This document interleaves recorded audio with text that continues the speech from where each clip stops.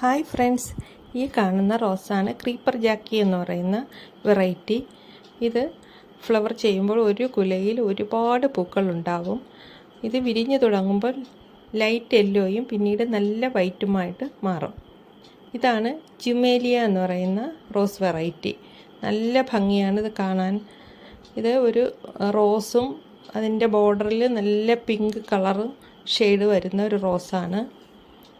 ഇത് ക്രിക്രി വെറൈറ്റിയാണ്. ക്രിക്രിയുടെ yellow, pink, white, orange, red എന്നിവ നമ്മുടെ ഗാർഡനിൽ അവൈലബിൾ ആണ്.